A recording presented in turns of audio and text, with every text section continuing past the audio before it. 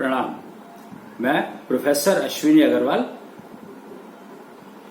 4D infuser institute, Nehru place, Delhi से, काल circle Delhi से बोल रहा हूं।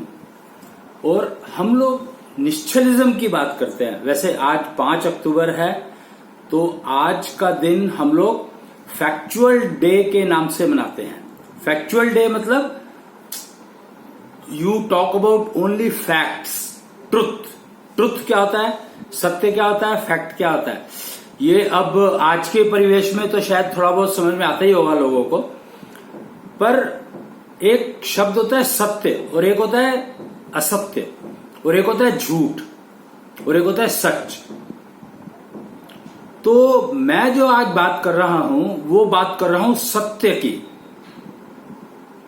असत्य शब्द समझे तो कहते हैं कि अ के पीछे पूरा ब्रह्मांड है। आ क्या है?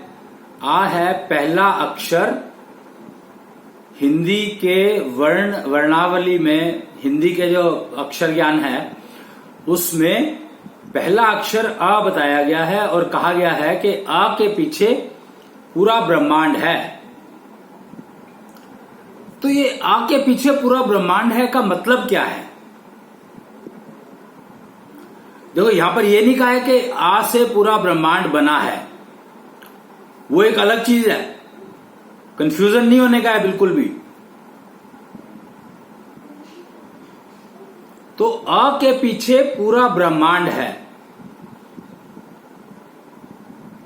ये कहा गया है। पूरा ब्रह्मांड होने का मतलब है कि बाकी जो चीजें पीछे, आ के पीछे जो भी चीजें हैं उनसे सब कुछ बना है। उसमें वो ज्ञान सारा का सारा आ के पीछे छुपा हुआ है। तो आ अगर आप नहीं पकड़े, ए अगर आप नहीं पकड़े, आ का मतलब आ की मात्रा वाला आ, बड़ा आ नहीं, आ ए जिसको कहते हैं, ए कह लो, आ कह लो, वो प्रोनाउंसिएशन में फर्क हो सकता है, पर आप समझ गए मैं किसकी बात कर रहा हूं। पहला अक्षर हिंदी वर्णावली का। तो आ के पीछे पूरा ब्रह्मांड छुपा है, और असत्य शब्द कह रहा है कि सत्य मेरे पीछे छुपा हुआ है। तो प्रॉब्लम क्या है? सिंपल प्रॉब्लम यह है कि जब से हमने सत्य और असत्य को छोड़ा, सच झूठ, false true, lie fact, I don't know, तो हमें इतने सारे शब्द क्रिएट करने पड़े जिनका कोई मतलब है नहीं। सत्य असत्य, अगर ये 2 शब्द समझ ले आप, तो आप समझो कि आप षोडशी पंथ पर चलने लग गए हो। षोडशी पथ पर, ये बहुत गहरी बात है, समझने वाली बात है कि सत्य और असत्य 2 शब्दों को समझ लो। दोनों ही सत्य की बात कर रहे हैं, सत्य और असत्य, पर दोनों ही सत्य की बात कर रहे हैं। स्टेटमेंट व्याकरण की मजबूरी है, व्याकरण की नींव पर है, और व्याकरण कभी भी बदल सकती है। बदलनी चाहिए नहीं, पर बदल सकती है। वो कहते हैं कि योग करो, पर योगा करने लगते हैं। अब बताओ, इसको मैं सत्य क्या कहूं और असत्य क्या कहूं इसमें? कि आप योग कह रहे हो कि योग करो, और योगा कर रहे हो। योग तो कोई करता ही नहीं, और जो योग कर रहे हैं उनको यही नहीं पता कि योग कहते किसको है।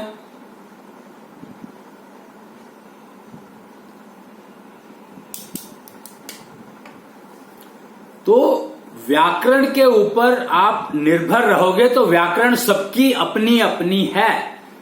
व्याकरण को स्टैंडर्ड नहीं बनाया जा सकता। परिस्थिति अनुसार व्याकरण बदलती है, समय अनुसार व्याकरण बदलती है। एक्चुअली समय नहीं बदलता, स्थिति बदलती है, परिस्थितियां बदलती हैं। तो परिस्थिति अनुसार व्याकरण बनती है। तो और व्याकरण सबकी पर्सनल है। आप ये नहीं कह सकते मैं कुछ कह रहा हूं तो आप उसको गलत नहीं कह सकते, और आप कुछ कह रहे हो तो मैं उसको गलत नहीं कह सकता। क्यों? क्योंकि व्याकरण स्टेटमेंट बनाना जो है, शब्द को ब्रह्म कहा गया है। अक्षर यानी जो कभी क्षय नहीं होता, यानी कभी खत्म नहीं होता। आप देख लो ना कि हम लोगों ने जब बात करते थे पहले 8 का सिस्टम चला करता था।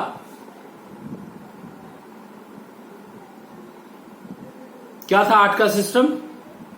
8 का सिस्टम कुछ था, ऑक्टागोनल कहते हैं उसको, ऑक्टागोनल सिस्टम कुछ तो था। फिर 10 का सिस्टम आया, 12 का सिस्टम आया, 12 का सिस्टम आया, 10 का तो शायद बाद में आया होगा। वैसे 10 का सिस्टम तो शायद सबसे पहले था। दशमलव प्रणाली की बात करें तो दशमलव प्रणाली तो पहले से थी, कोई 10 अवतार की बात करी गई है शुरू से। 10 अवतार का मतलब ही है दशमलव प्रणाली। व्याकरण के कारण हम लोगों ने इन चीजों को समझा ही नहीं, हमें समझ ही नहीं आई।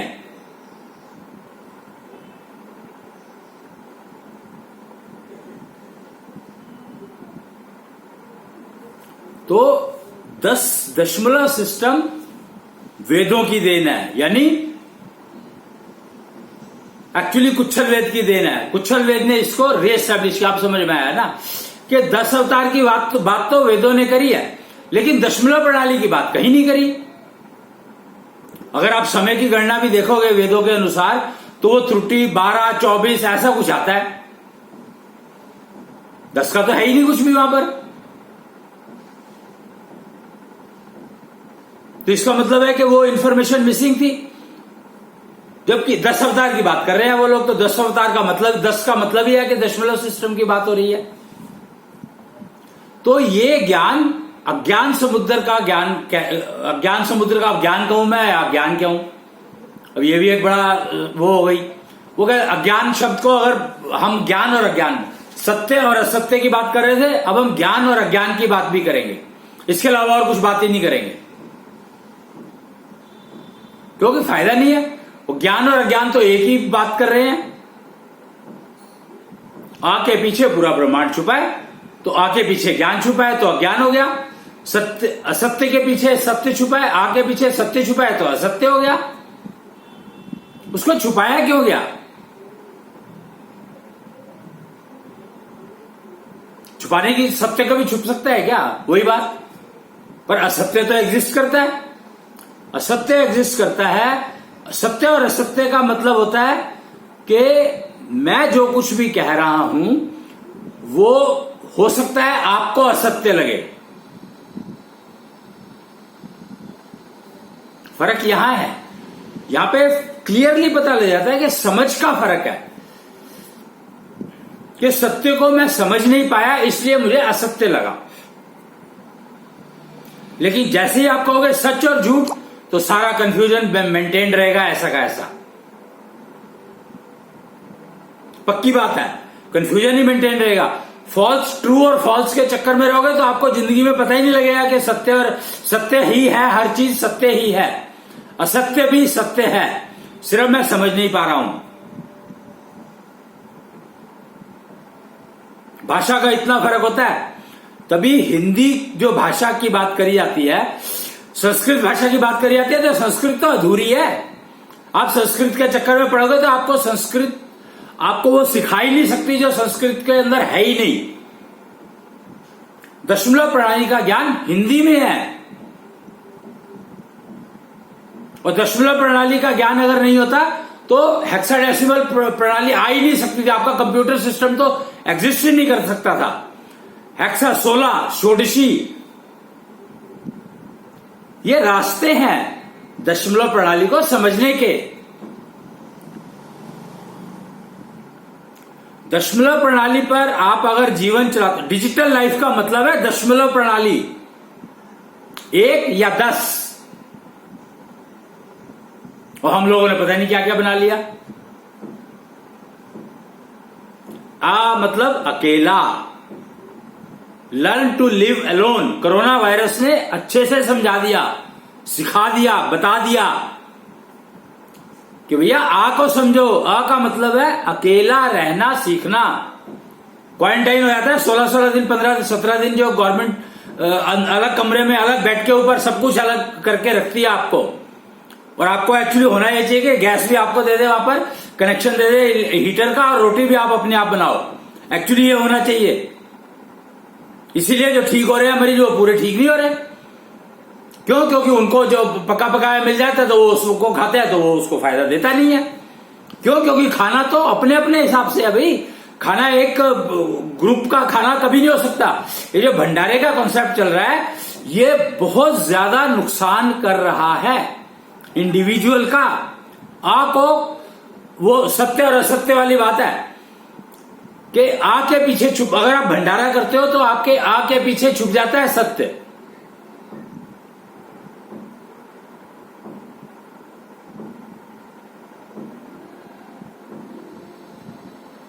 क्या हम तो भूखे को रोटी खिला रहे थे? अरे आप भूखे को बीमारी खिला रहे हो क्या? 90% बीमारियां खाने से आती हैं। ब्लड टेस्ट पैथोलॉजी लैब जो है वो करती क्या है? आपके खाने के आफ्टर इफेक्ट को ही तो टेस्ट करती है। उसके अलावा उसको आता ही कुछ नहीं पैथोलॉजी लैब को तो। और अगर आपने नहीं खाया और पैथोलॉजी लैब के जो पैरामीटर है वो बता रहे हैं कि आपने खाया, अब आप क्या करोगे? आप अपने आप को ही झूठा मानोगे ना, क्योंकि लैब कह रही है। अभी क्या हुआ, पीछे की बात है, कोई 6 महीने पहले की बात है। मैं अपनी एग्जांपल दे रहा हूं। 6 महीने पहले मेरा blood haemoglobin in the blood कम आ गया, 4 हो गया। वो पैथोलॉजी मिसेस, क्योंकि घर में रहता हूं तो परिवार है, तो उन्होंने कहा चेक कराओ। मैंने कहा चेक कराने का कोई फायदा नहीं है, क्योंकि मेरा कोई कारण नहीं है। ब्लड हीमोग्लोबिन इसका मतलब बेकार पैरामीटर है, इसका कोई मतलब नहीं है। पर अब उसका क्या करें हम? तो टेस्ट कराओ, टेस्ट में 4 आया, फिर और टेस्ट कराए गए तो लीवर के पैरामीटर्स बहुत ज्यादा डिस्टर्ब आए। ये भी पैथोलॉजी लैब की बताने की वो है, रिपोर्ट है, पूरी सारी रिपोर्ट्स अवेलेबल है। आज अगर मान लो मैं वैसे स्वस्थ हूं, पर अगर कोई मेरे ऑर्गन यूज करेगा मान लो, तो वो मर जाएगा। उसकी लाइफ हो ही नहीं सकती कभी भी बेटर, खराब होगी। तो मेरा जो ऑर्गन्स है वो मेरे शरीर के लिए सुटेबल है, और कहीं पे ट्रांसफर, क्योंकि उनकी कैरेक्टर ऐसी हो चुकी है। अब देखो ना, आपकी पैथोलॉजी लैब ने बताया 1500 काउंट लीवर का कोई होता होगा काउंट, और जबकि 100 से नीचे होना चाहिए। डॉक्टर पूछ रहे हैं आप कितनी शराब पीते थे? मैंने शराब को आज तक हाथ भी नहीं लगाया। अब मैं अपने आप को सच मानूं, या डॉक्टर की बात को सच मानूं, या पैथोलॉजी लैब को सच मानूं?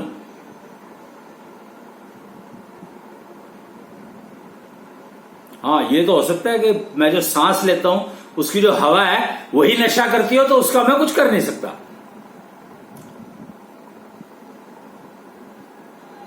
भाई अगर सांस आपकी, अगर हवा ही अगर आपका नशा बन जाए तो फिर तो आप क्या करोगे उसका? वो तो आप बल्कि आपकी इम्यूनिटी लेवल को इंप्रूव कर देगी, इतना क्वालिटी इम्यूनिटी। अभी तो प्रॉब्लम ये है, हमारी दिक्कत यही हो गया, हमें पता ही नहीं है कि हम क्या कह रहे हैं, बात क्या कर रहे हैं, क्योंकि सत्य और असत्य को छोड़ दिया हमने, ट्रूथ और फॉल्स में घुस गए, सच और झूठ में घुस गए। ये नहीं पता कि झूठ अगर नहीं है तो सच तो एग्जिस्ट ही नहीं करता, पर सत्य तो एग्जिस्ट करता है, चाहे वो सत्य में हो चाहे असत्य में हो। ज्ञान और अज्ञान, बाकी है ही कुछ नहीं। हमने एक विज्ञान बना दिया तो विज्ञान में उलझ करके रह गए, ना हमें ज्ञान का पता ना हमें अज्ञान का पता। क्यों? विज्ञान जो है वो तो आपको विमुख कर देगा ज्ञान से भी अज्ञान से भी।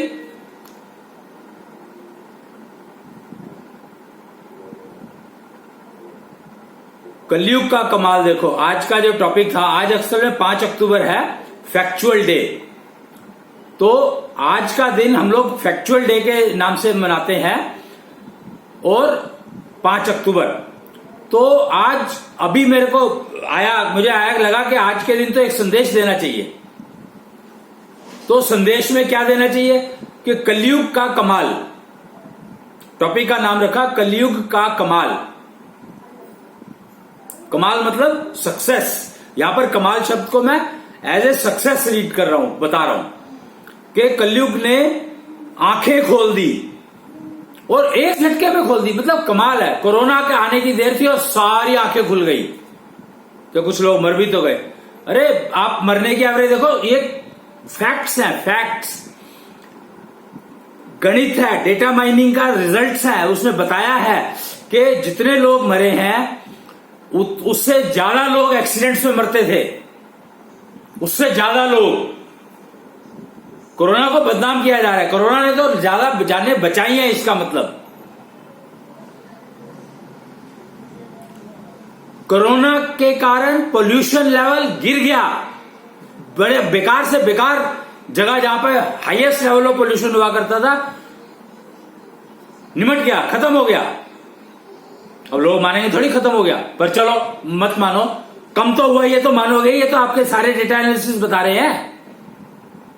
तो कोरोना तो रहना चाहिए, वो कोरोना जाने वाला है नहीं। ये वैक्सीन से आप सोचते हो कि कोरोना चला जाएगा, सवाल ही नहीं उठता। कैंसर गया क्या आज तक? हार्ट की कोई प्रॉब्लम सॉल्व हुई आज तक? हम लोगों ने ट्रू और फॉल्स के चक्कर में अपनी जिंदगी को एनालॉग बना लिया और पार्ट ऑफ लाइफ गिनने लगे। भैया एनालॉग लाइफ ही अगर जीनी है आपको, तो फिर जंगल में रहो ना, यहां पर रहने की जरूरत क्या है? आपको गाड़ी की जरूरत ही नहीं है। आप अच्छा लग्जरी की बात करते हैं, हम कार खरीदी हमने और हमारे मन में सबसे पहला डर आया कि कोई इसको चोट ना पहुंचा दे। इमेजिन, मुझे चोट लग जाए कोई बात नहीं, पर मेरी कार को कोई चोट ना पहुंचा दे, पहला फियर। आपने लग्जरी खरीदी या फियर खरीदा? आप हवाई जहाज की टिकट बुक कराते हो तो पहले मंदिर में जाके दुआ मांगते हो या प्रसाद बांट देते हो कि भैया मेरे को सही सलामत वहां पहुंचा दियो, क्योंकि हवाई जहाज का मुझे भरोसा नहीं है। इमेजिन, आप क्या करके आप खरीद क्या रहे हो? You are buying fear for everything. आज इतना डर हो गया कि किसान बेचारा गेहूं उगा रहा है और उसको कहते हैं कि तूने केमिकल खाद डाल करके हमें जहर खिलाया। डॉक्टर कहते हैं कि 40% जहर होता है आज के अनाज में। अगर भारत देश की धरती जो है वो बनी अनाज के लिए है, अगर उस धरती के अनाज में 40% जहर है तो बाकी दुनिया का अनाज तो जीरो हो गया, इसीलिए नॉनवेज खत्म नहीं होता। जबकि नॉनवेज की प्रॉब्लम क्या है? नॉनवेज की समस्या ये है कि उनके तत्व, हर एक के तत्वों का कॉम्पोजिशन यानी बॉडी कॉम्पोजिशन अलग है।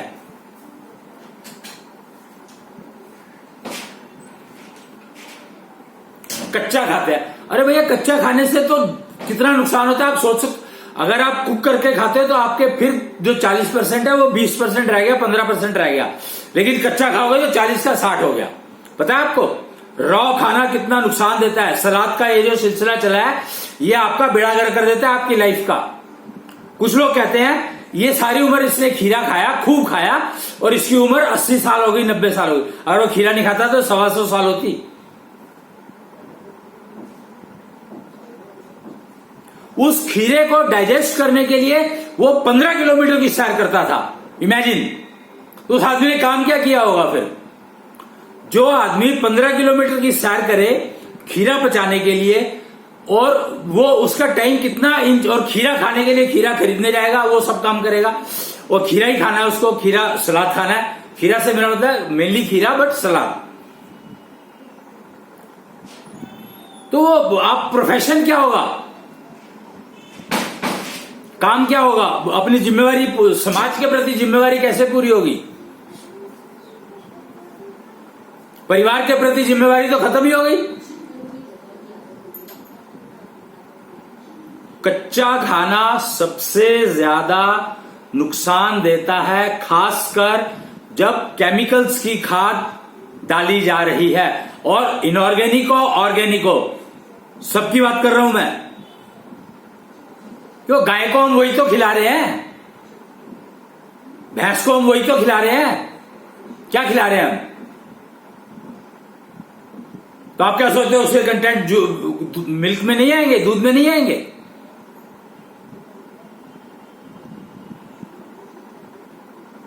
हमें समझना होगा कि भोजन जो है बेस्ट भोजन, 56 भोग, भगवान से सीखो। 56 भोग। 56 भोग का मतलब ये नहीं है कि आप 56 चीजें आपने कच्ची रखी और फिर तो आप गए।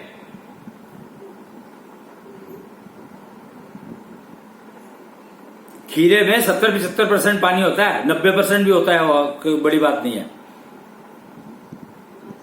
उसको डाइजेस्ट करने के लिए 15 किलोमीटर की सैर, मतलब कमाल है। कलयुग के एक कमाल। द्वारकाधीश की जय करूंगा मैं। यहां पर ये बैठे हैं मेरे पीछे।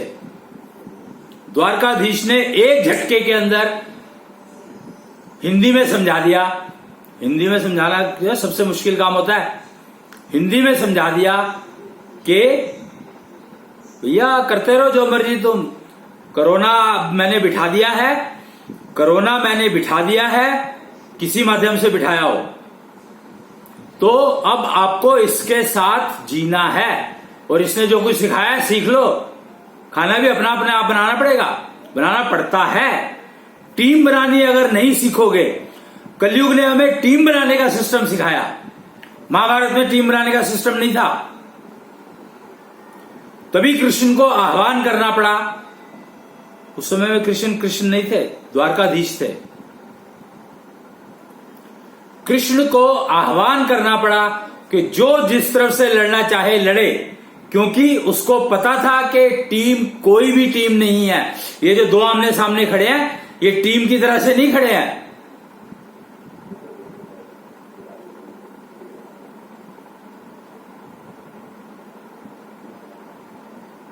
अपना कबड्डी गेम को समझो।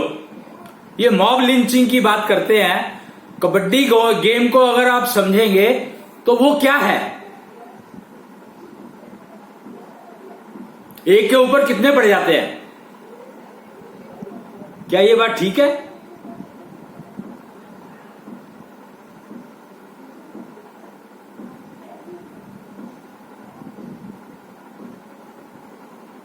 तो हमें बहुत सारी चीजें समझनी है।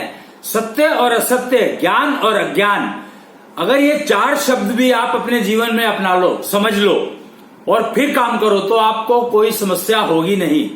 डिजिटल लाइफ बढ़िया से जी सकते हो आप। और डिजिटल लाइफ जीने की जो विधा है वो दशमलव प्रणाली देती है, और कोई सिस्टम नहीं देता। पक्की बात है ये। और दशमलव प्रणाली पे बना ये नवीन समय चक्र, आप देखें 2006 से ये सिस्टम चल रहा है, और 95 से शायद इसका बनना शुरू हुआ, ट्रांजिशन शुरू हुआ था 95 से। हाँ, जल का पीरियड खत्म हो रहा था और वायु का पीरियड शुरू होना था। 2001 में 2000 तक डोमिनेशन जल का था, और 2000 से बाद वायु का डोमिनेशन शुरू हुआ। और 2006, अभी भी मुझे याद है, 30 मार्च 2006 का दिन था, पहला दिन था वायु के डोमिनेशन के पीरियड का। 2006 30 मार्च, और 15 जुलाई 2006 को ये पब्लिक के यूज के लिए दे दिया गया था। कहां से दिया गया था? हिसार।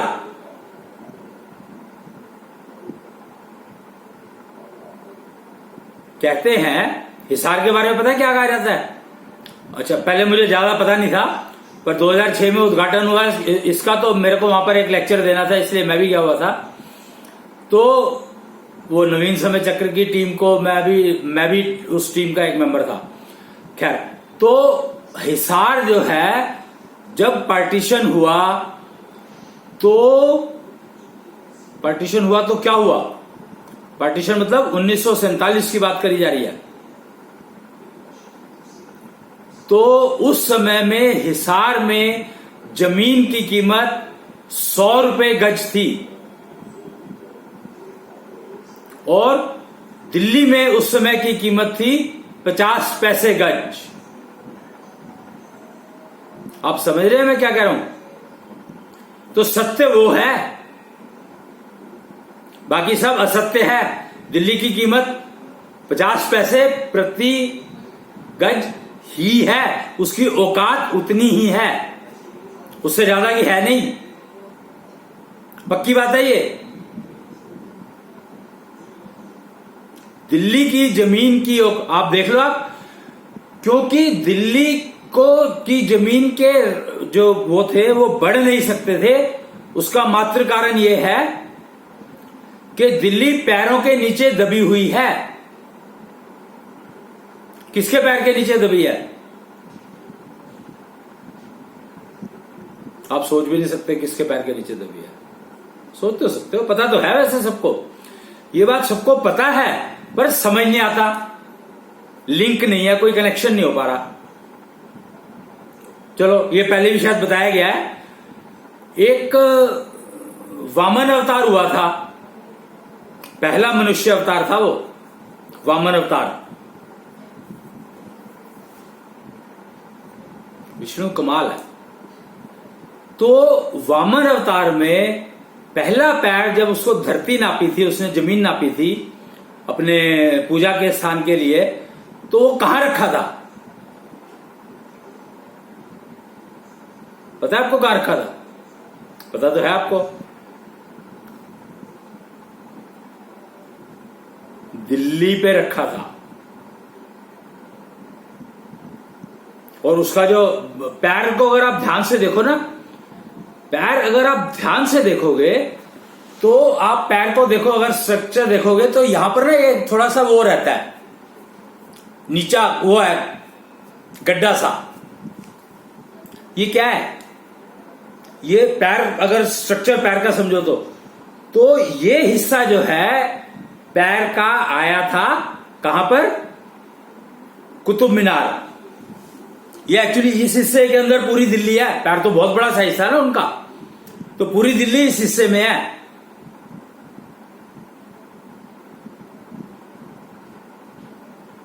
पैर तो बहुत बड़ा है ना उनका। तो एनसीआर, जिसको एक्चुअली ऐसा लगता है कि उनके पैर का जो घेरा था वो 100 मील का रहा होगा।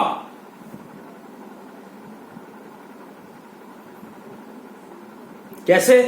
एनसीआर की बात कर रहे हैं हम लोग, 100 किलोमीटर की, ऐसा सुनना में आया कि कुछ तो डायमेंशन दी गई है एनसीआर की। एनसीआर जो है वो एक्चुअली केंद्र जो है वो कालका जी में, एक दिल्ली काल सर्कल कहा गया उसको। दिल्ली में एक जगह है कालका जी, कालका जी में एक गोल चक्कर है जिसके दोनों तरफ डिस्पेंसरीज बनी है गवर्नमेंट की, सीजीएचएस की और एक ईएसआई की। और वो जगह है, एक गोल चक्कर बना हुआ है वहां पर, उसके एक तरफ गुरुद्वारा है, एल ब्लॉक का गुरुद्वारा कहलाता है वो।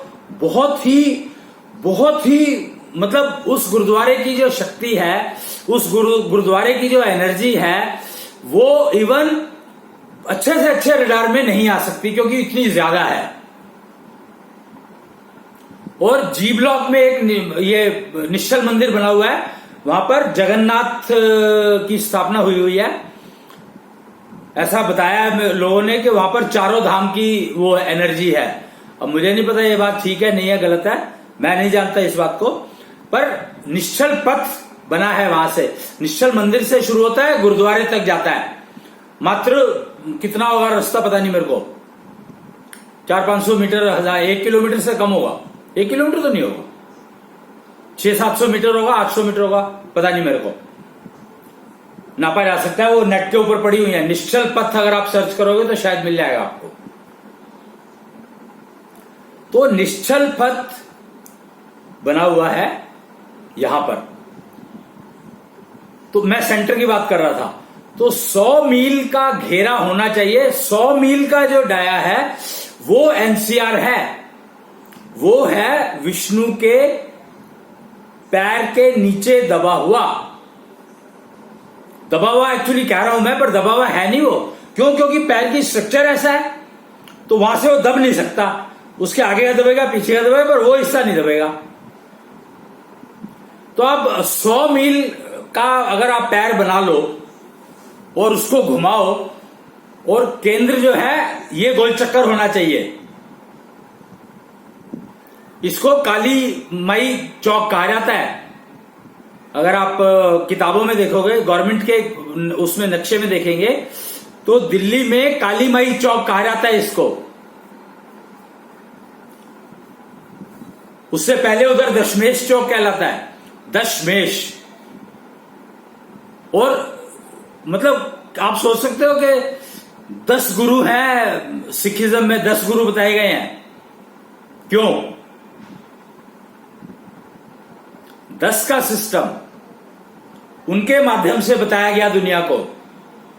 और फिर एक और चीज प्रूव करेगी, 11 सिस्टम 10 का है और 11 बहुत इंपॉर्टेंट शब्द है। जैसे नंबर सिस्टम में एक जो है सबसे इंपॉर्टेंट है। 0 की कोई वैल्यू नहीं है जब तक वो 1 के साथ ना जुड़े। उस 0 का कोई महत्व नहीं है जब तक वो 1 के साथ ना जुड़े। और 1 के आगे जुड़ता है तो फायदा ज्यादा नहीं है। अब आप ये भी समझ लो कि अगर वो 1 के आगे लगता है तो वो ज्यादा फायदेमंद नहीं है, 1 से पहले लगेगा तो बहुत ज्यादा फायदेमंद है। कोरोना को समझो, COVID-19 दिया गया इसका वो कोड 19 जो है बहुत इंपॉर्टेंट नंबर है न्यूमरोलॉजी में। और न्यूमरोलॉजी में 19 आता ही नहीं है। तो न्यूमाकैल एक टेक्नोलॉजी है जिसमें 1 से लेकर 101 तक की विवेचना है, 111 तक की एक्चुअली।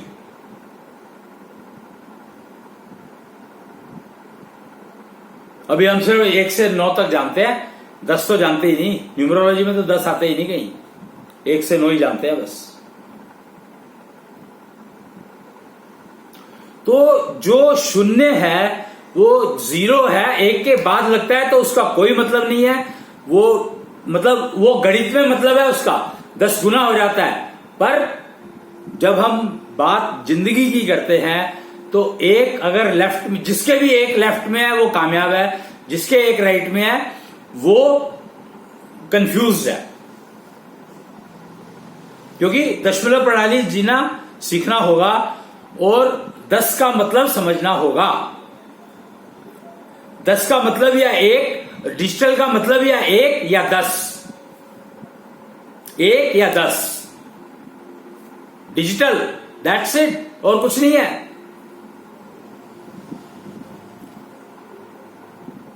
और हेक्साडेसिमल सिस्टम, सारे कंप्यूटर उसी के ऊपर बेस्ड है। तो हेक्साडेसिमल सिस्टम का 1 और 10 समझ लो आप, तो आपकी जिंदगी बहुत बढ़िया हो जाएगी।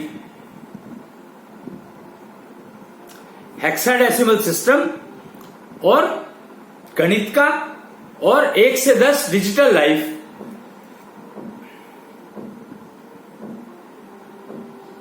तो आपकी जिंदगी लग्जरी, क्या कहते हैं, आप सोच भी नहीं सकते थे, वो लग्जरी आपको प्राप्त हो जाएगी।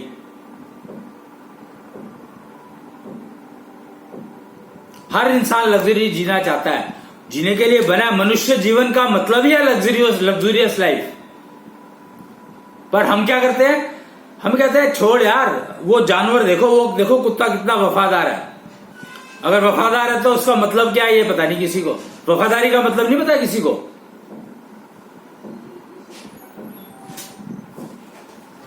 तो ये शब्दों का जाल जो बना है, सेंटेंस बने हैं, वाक्य बने हैं, इनका कोई मतलब नहीं है। व्याकरण सबकी अपनी अपनी है। तो किसी ने कुछ कहा, आप उसको क्या समझते हो, गेम वो है। ये नहीं कि आपने समझ लिया, आप मतलब जो उसने कहा आपने मान लिया, बात खत्म हो गई, बेकार है, कोई फायदा नहीं है। विवाह का मतलब है कि 0 आपके उल्टे लेफ्ट पे लगनी चाहिए। कन्या को पूर्ण कहा गया है, 0 ही पूर्ण होती है, बाकी पूर्ण कुछ नहीं होता।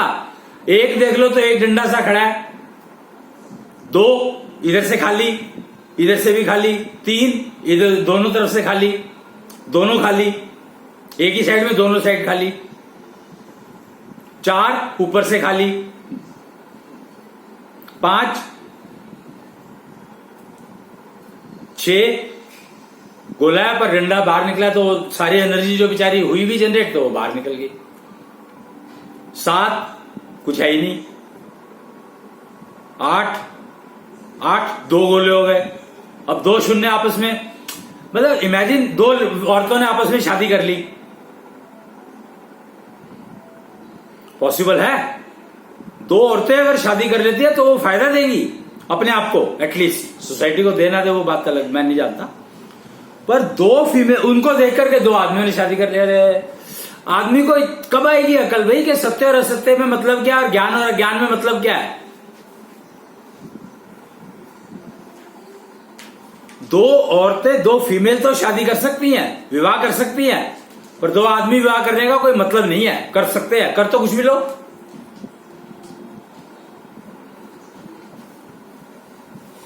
खाना खाने के लिए तो आपको फिर डिपेंड करना पड़ेगा। अगर आप 56 भोग की बात करते हैं तो औरत के अलावा और कोई बना ही नहीं सकता 56 भोग। तो क्यों? उसको नेचर ने, उसकी उंगलियों में नेचर ने जो दिया है वो मेल की उंगलियों में है ही नहीं, हो ही नहीं सकता, संभव ही नहीं है। फीमेल को 6 सेंस दिया तो आदमी को दी नहीं, तो क्या करोगे आप? वो 6 सेंस के बिना भोजन बन नहीं सकता। क्या वो भोजन बनाता है बहुत स्वाद है, भैया आदमी जो भोजन बनाता है ना उसमें स्वाद तो हो सकता है पर फायदा नहीं देगा। पेट ही भरेगा बस, आपका कबाड़ ही भरेगा आपके पेट में। कूड़ा खाना है तो फिर तो आप मतलब कोई आपकी चॉइस है।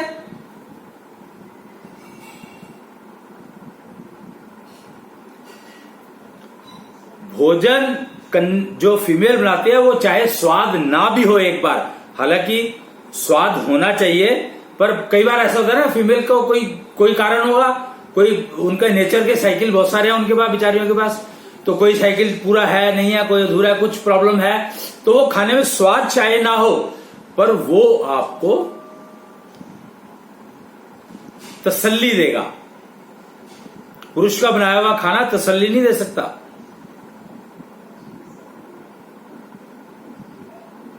सेटिस्फेक्शन नहीं दे सकता। सेटिस्फेक्शन अगर चाहिए तो खाना फीमेल का ही आपको खाना पड़ेगा, दिया हुआ खाना पड़ेगा, आपके पास कोई चॉइस है नहीं।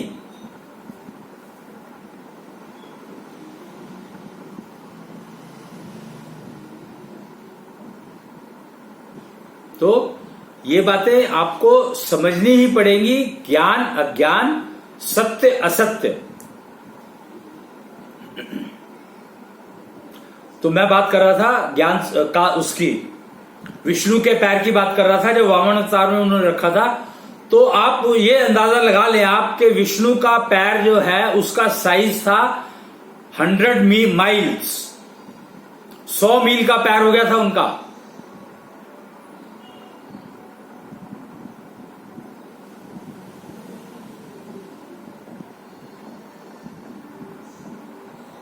और दिल्ली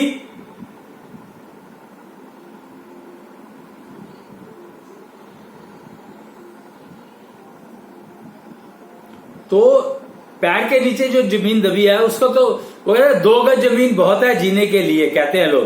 तो 2 गज जमीन जीने के लिए नहीं है, मरने के लिए है। और अगर आप ठीक उससे विवाह वो संस्कार करते हैं तो 2 गज जमीन तो चाहिए ही नहीं, ज्यादा से ज्यादा 2 घंटे के लिए चाहिए, 3 घंटे के लिए चाहिए, उसके बाद रहता ही कुछ नहीं। तो आप तो जमीन का उधार आप चुका ही नहीं पाते हो अगर आप निमटते नहीं हो तो। मतलब आपको पानी में जाना ही है, जाना ही पड़ेगा।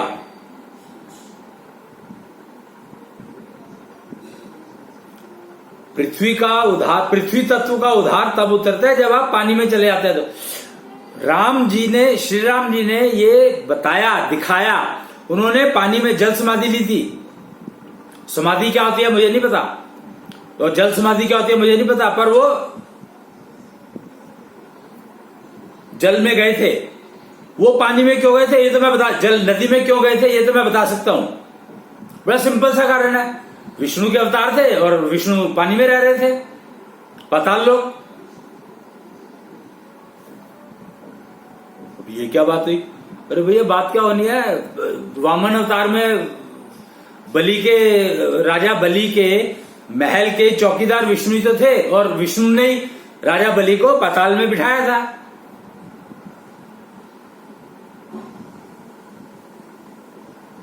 तो इसका तो मैं कुछ नहीं कर सकता ना, ये तो पहले हुआ है, मैं तो सिर्फ बता रहा हूं आपको। और आप सत्य असत्य, ज्ञान अज्ञान, अब आप देखो ये ठीक है गलत है। क्योंकि मेरे कहने का कोई मतलब रह नहीं जाता अगर आप उसको समझ नहीं पाते तो। वही बात है, प्रोजेक्ट फेल हो गया, क्यों फेल हो गया? वो प्रोजेक्ट लीडर ने अच्छे से सब कुछ समझाया सबको, पर किसी को कुछ समझ में आया, किसी को कुछ समझ में आया, किसी ने कुछ किया, किसी ने कुछ किया, किसी ने कुछ किया, तो मिला क्या? ये आप चाय बना दो आपके लिए। मिला क्या? कुछ भी नहीं। तो उसका सिंपल सा कारण यही है कि समझ 1 और 10 डिजिटल लाइफ अगर आपने जीनी शुरू कर दी तो गारंटी है कि सामने वाला जो कह रहा है आप उसको तुरंत समझ जाओगे और वैसे का वैसा जैसा उसने कहा है। पर अभी तो हम एनालॉग लाइफ जी रहे हैं ना, तो हमें इसलिए समझ नहीं आती, कुछ चीजें समझ आती है, कुछ नहीं आती। एनालॉग लाइफ का मतलब यही है कि कुछ चीजें आपको समझ में आएंगी, कुछ चीजें आपको समझ में नहीं आएंगी। और डिजिटल लाइफ का मतलब है 1 या 10, उसके अलावा कुछ नहीं है। तो एनालॉग लाइफ से बाहर निकले। कृष्णांश कथा हर शुक्रवार को 4 बजे होती है। अगर ये भी आपकी किस्मत है, अगर आपको सुनने को मिल जाए तो मैं तो यही कहूंगा। पर किस्मत आप अपनी खोल सकते हो, क्योंकि आईटी ने, कृष्ण ने आईटी दी, यानी आईटी का बेस दिया, फाउंडेशन दिया 16 हेक्साडेसिमल। तो मैं तो कृष्ण को ही कहूंगा, क्योंकि कृष्ण ने दिया हो तो कृष्ण का नाम लेना ही पड़ेगा, मेरे को कोई चॉइस नहीं है अभी मेरे पास। तो आईटी ने हमें ये फैसिलिटी दे दी कि हम इसको स्टोर करके रख सकते हैं और जब मर्जी देख सकते हैं। तो जब आप चाहो अपनी किस्मत को ताला खोल सकते हो, चाबी आपके हाथ में है। यूट्यूब चलाओ, अश्विनी कुच्छल सर्च करो और आपको मिल जाएंगे सारे वीडियोस। भगवान टीवी सर्च करो, आपको मिल जाएंगे सारे टीवी, सारे एपिसोड। वो आज जियो जो आया है, जियो टीवी के नाम से, उसमें क्या है, सारे प्रोग्राम स्टोर होते हैं। जो प्रोग्राम जिस दिन का चाहे, जब मर्जी देख सकते हो। वही इसके बारे में है।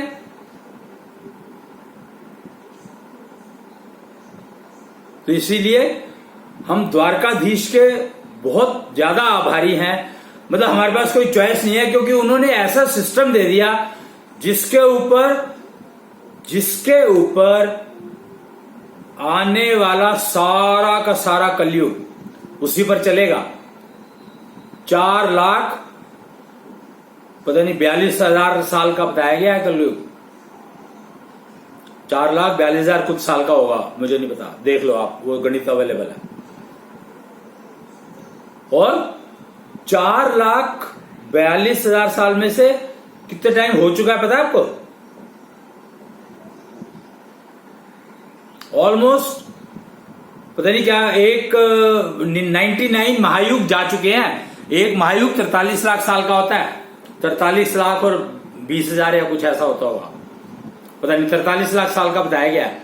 जोड़ लो ना, 16 लाख कुछ हजार और 12 लाख कुछ हजार, सतयुग 16 लाख, 12 लाख का त्रेता युग, 8 लाख का द्वापर युग और 4 लाख का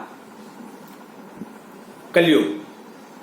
बाकी वो एडिशनल जो साल है वो और जोड़ लेना, तो 43 लाख साल बैठेंगे। कमाल है, कमाल। कलयुग का 10 गुना सतयुग, महायुग। कलयुग का महायुग और कलयुग में फर्क 10 गुना। तो दशमलव प्रणाली तो शुरू से देना है भाई, समझने की बात है, हमें समझ में नहीं आई। एनालॉग लाइफ जीनी शुरू कर दी ना आपने, तो इसलिए प्रॉब्लम हो गई। कच्चा खाओगे तो नुकसान देगा, गारंटी है। Cooked food, best cook food खाओगे तो आपको फायदा होगा। 56 भोग, गारंटी है नुकसान नहीं दे सकते, और कितना ही खा लो। ओवर ईटिंग संभव ही नहीं है। मतलब डिजिटल लाइफ का कमाल है, ओवर ईटिंग संभव ही नहीं है।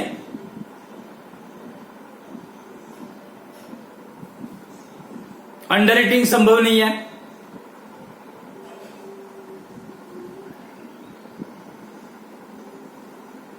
भाई क्यों? पेट का साइज फिक्स है। खाना जहां पर जा रहा है वो तो फिक्स है ना। लेकिन आपको एक बात बताऊं मैं, जो नॉर्मली ब्रीदिंग के ऊपर बता रहा हूं मैं, ये श्वास योगी हूं मैं, मेरे को श्वास योगी कहा गया है, तो श्वास योग करता हूं मैं, सिखाता भी हूं लोगों को। तो श्वास योग में सांस में जो हवा लेते हैं आप अंदर, उस हवा का कोई गणित नहीं है। आपकी मर्जी, आप जितना चाहो ले सकते हो, कोई गणित है ही नहीं। तो लंग्स की जो कैपेसिटी है वो अनलिमिटेड है।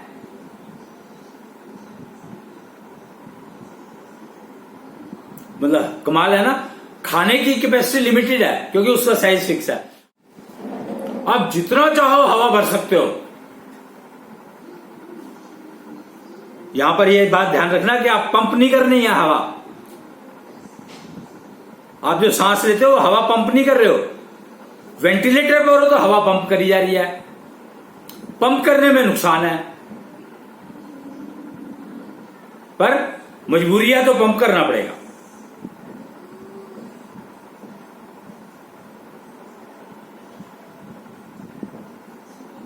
तो सांस एक शब्द है इम्यूनिटी। आप लोगों ने सुना होगा, कोरोना ने तो बहुत कुछ सिखा दिया ना, समझा दिया, बता दिया। तो इम्यूनिटी की बात करते थे हम लोग, कम्युनिटी का पता ही नहीं है कि इम्यूनिटी की भी क्वालिटी होती है। हीमोग्लोबिन का पता है, पर हीमोग्लोबिन की क्वालिटी होती है ये पता ही नहीं है। जैसे जैसे आपकी हीमोग्लोबिन की क्वालिटी इंप्रूव होती जाएगी, हीमोग्लोबिन की क्वालिटी इंप्रूव होती जाएगी, वैसे वैसे आपके हीमोग्लोबिन का जो वैल्यू है, काउंट है, वो कम होता चला जाएगा।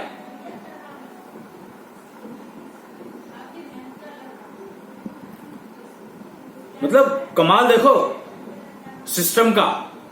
फार्माकोलॉजी ने हमें इतना कुछ समझा दिया, बता दिया कि हमें नहीं पता फार्माकोलॉजी किसने दिया, पर उसका धन्यवाद आप कर नहीं सकते हो किसी भी हालत में। क्या क्या समझा दिया उसने कि इम्यूनिटी आपकी बढ़ रही है तो आपके ब्लड का क्या हो रहा है मुझे नहीं पता, वो आप देख सकते हो, वो आपको पैथोलॉजी लैब बता देगी। लेकिन अगर आपकी क्वालिटी इम्यूनिटी बढ़ रही है तो आपका हीमोग्लोबिन काउंट कम हो सकता है। क्वालिटी इम्यूनिटी की बात कर रहा हूं मैं यहां पर। वो कहते हैं ना अभी कि एंटीबॉडीज चेक करते हैं टेस्ट के, कोरोना के लिए टेस्ट के लिए आया एंटीबॉडीज। तो भैया एंटीबॉडीज, इसका मतलब है कि आपको कोरोना होगा तभी तो आप एंटीबॉडीज चेक करोगे। तो आपने टेस्ट क्या किया?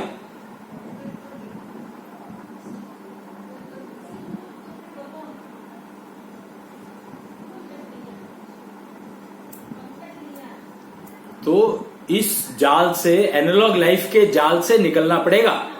निकलो और डिजिटल लाइफ में आना है। डिजिटल लाइफ मतलब 1-10। अब 1 और 10 का मतलब जो है मैं अगले उसमें बताऊंगा, अभी नहीं बता रहा मैं। आज के दिन तो मेरा फैक्चुअल डे सेलिब्रेशन का दिन है। तो आज के दिन मुझे लगा कि सत्य असत्य, ज्ञान विज्ञान, ज्ञान अज्ञान, और फिर सच झूठ, ट्रू फॉल्स, इन सब चीजों के बारे में चर्चा करनी बहुत जरूरी है क्योंकि ये फाउंडेशंस है। Digital life, analogue life, confusion, analogue life confusion, digital life crystal clear. भाई मैं इससे अपने आप को तो बचाऊंगा ही ना कि मेरे को कोई चोरी ना, मेरे को कोई नुकसान ना पहुंचाए। जेलिसी उसको है, उसकी जेलिसी उसको नुकसान पहुंचाए, मेरे को क्यों पहुंचाए? तो मैं अपनी दक्षिणा शील्ड को स्ट्रांग करूंगा। तो अगर उसको मेरे से जेली है तो उसकी जेलिसी उसको नुकसान पहुंचाएगी, मुझे नहीं पहुंचाएगी।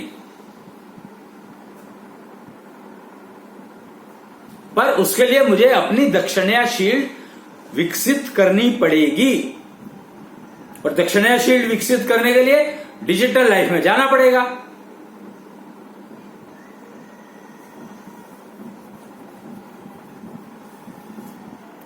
तो ये तो मतलब करने ही पड़ेंगे, हमें करना ही पड़ेगा, कोई चॉइस नहीं है हमारे पास कि हम डिजिटल लाइफ में शिफ्ट ना करें। एनालॉग लाइफ में शिफ्ट करेंगे तो हम उधार ही नहीं सकते अपने किसी भी हालत में।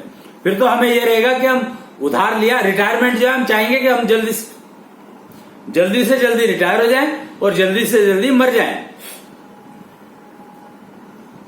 वो कहते हैं सुसाइडल टेंडेंसी डेवलप हो रही है। अरे भैया, आपने ही तो सिखाया कि 40 साल की उम्र में अगर मैं रिटायर हो जाऊं तो फिर मरने में आसानी रहेगी, फिर मैं अपने मन की करूंगा।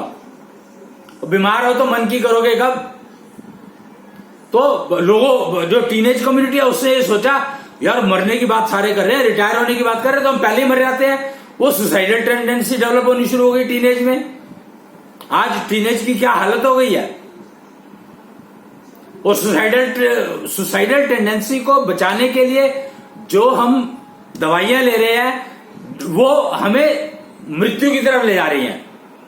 तो मतलब सुसाइडल टेंडेंसी का मतलब क्या हो गया कि सुसाइड करने का तरीका एक बदल लिया हमने, जिससे कि legally it is not called suicide, it is death.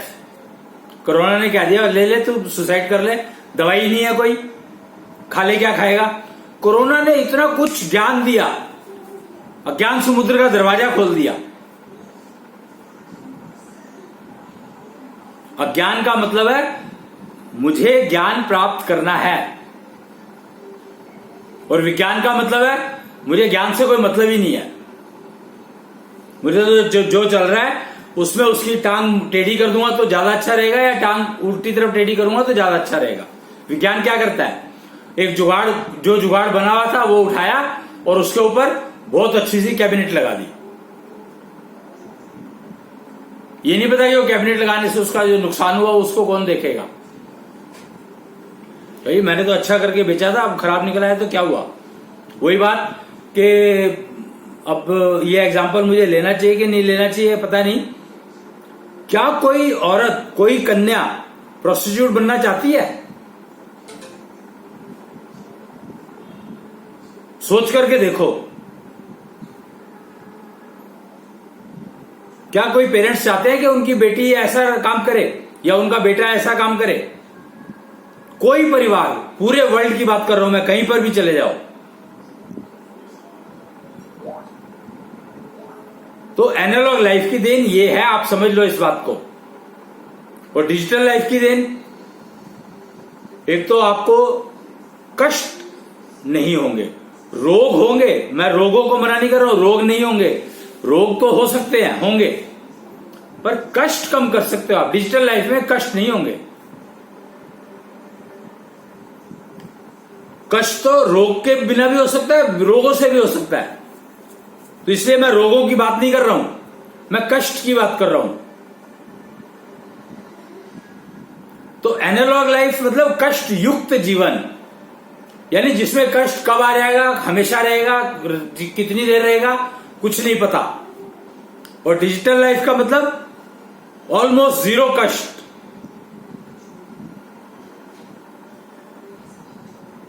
Digital को अगर आप समझोगे ना तो आपको पता रहेगा ऑलमोस्ट जीरो का मतलब जीरो ही है, पर बहुत कम, उसको जीरो ही कहा जाता है। 1 और 10 गैप कितना है? 1 यहां है, 10 यहां है, पर दो जो हाथ का जो मोटाई है इसमें अगर आप देखिए ना 1 और 10 मैंने ये दिखाया, पर ये जो हाथ की जो मोटाई है ये क्या है? ये वो कष्ट है, ये मतलब जीरो कहलाता है ये। तो इतना कष्ट अगर आपको है तो जीरो कष्ट कहा जाएगा इसको, जो कष्ट आप इजीली सहन कर सकते हो, जो आपके रूटीन को डिस्टर्ब नहीं करता, उस कष्ट की बात कर रहा हूं मैं।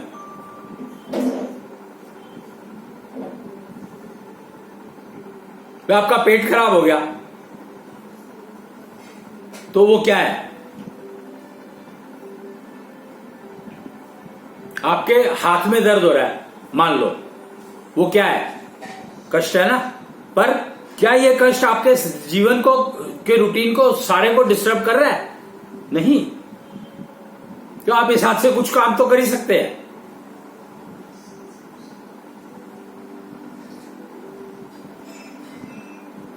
अब ये आपकी मर्जी है कि आप इसको टेक केयर कर लेंगे तो तुरंत ठीक हो जाएगा। डिजिटल लाइफ में है तो ये ठीक बहुत जल्दी हो जाएगा। कष्ट की ड्यूरेशन को मिनिमाइज करना ही डिजिटल लाइफ की तरफ चलना है। षोडशी लाइफ कहा गया है, डिजिटल लाइफ को षोडशी लाइफ कहा गया है।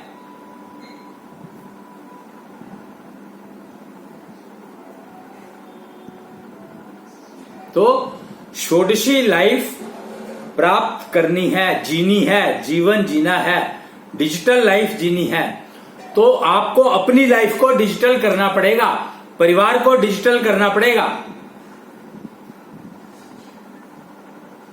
युगल में आना पड़ेगा। पति पत्नी नहीं रहना है। पति पत्नी, हस्बैंड वाइफ, मियां बीवी, ये सब बेकार हैं। युगल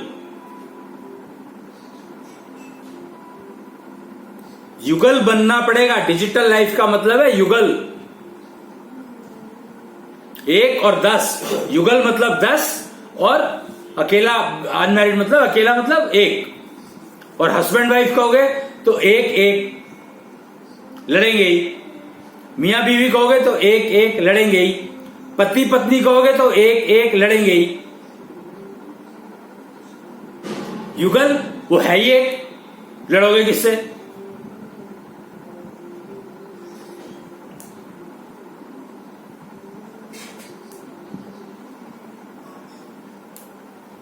तो डिजिटल लाइफ में जीने के लिए अगर ट्रेनिंग चाहिए तो 4D इन्फ्यूजन इंस्टीट्यूट अवेलेबल है, निश्चल टेम्पल्स अवेलेबल है समझने के लिए।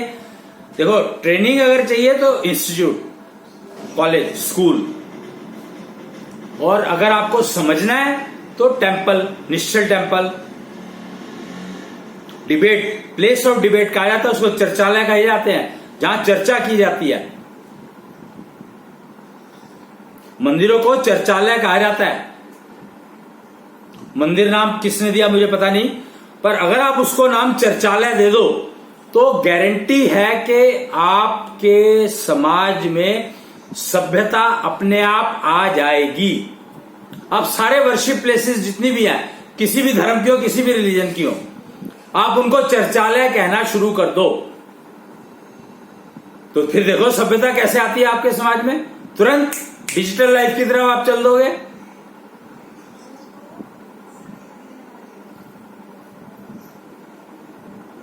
चर्चालय,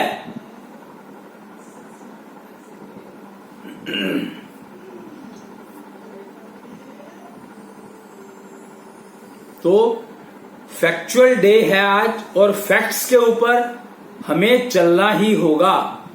फैक्ट का मतलब ये होता है, वो कहते हैं ना, fact is fact without defect.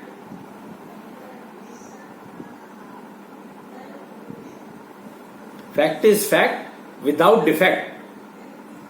तो फैक्ट में ना ट्रूथ है ना लाई है, फॉल्स है। ट्रू फॉल्स कुछ नहीं है, ट्रूथ लाई कुछ नहीं है, सच झूठ कुछ नहीं है, सिर्फ सत्य और असत्य है। सत्य और असत्य मतलब एक ही बात है, समझने का फर्क है सिर्फ। तो फैक्ट जो है गलत समझ सकते हो तुम, पर फैक्ट कभी बदलता नहीं है। उसको यूनिवर्सल ट्रूथ कहा गया है। जब फैक्ट नाम दे दिया तो यूनिवर्सल ट्रूथ कहने की जरूरत क्या है?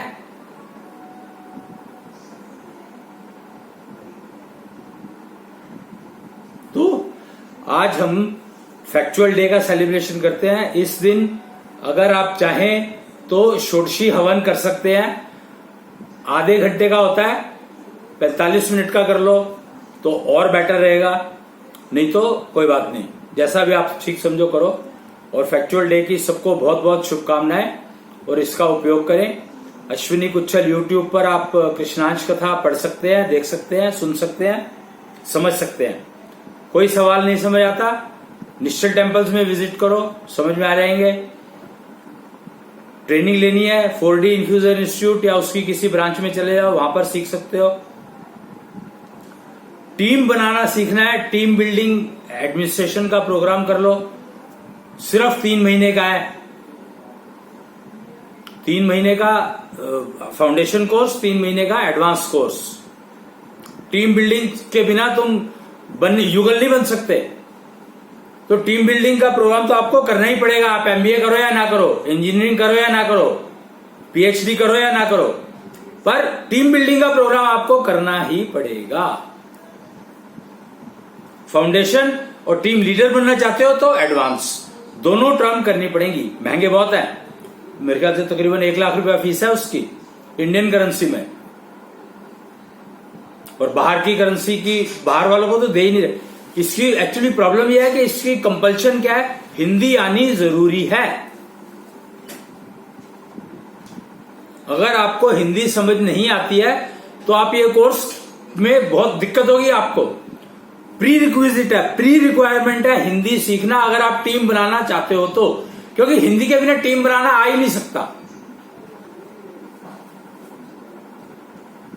यही सत्य है। आप इसको असत्य मान सकते हो, पर सत्य यही है। आ लगा दिया आपने, अपने आप को आगे खड़ा कर दिया, तो उसका मैं कुछ कर नहीं सकता, पर सत्य यही है कि टीम बिल्डिंग आपको अगर सीखनी है तो हिंदी आनी जरूरी है, हिंदी समझनी जरूरी है।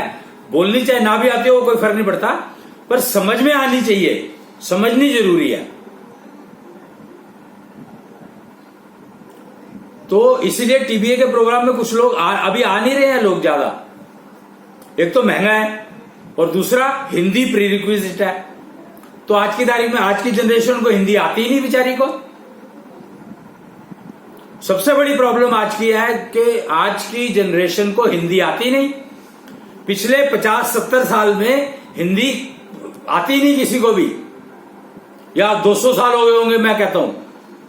क्यों? क्योंकि इतना टाइम लगा भाषा को ना समझने में। और ना समझने वाली बात क्या है, बोलते तो सारे हैं, बात समझने की हो रही है, बोलने की नहीं हो रही है।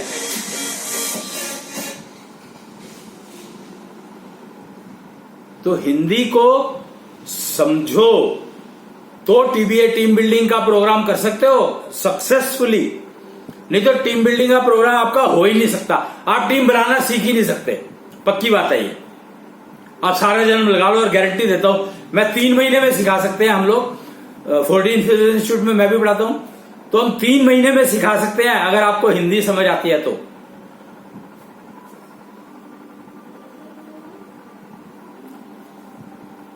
अब देखना आपको है, समझना आपको है।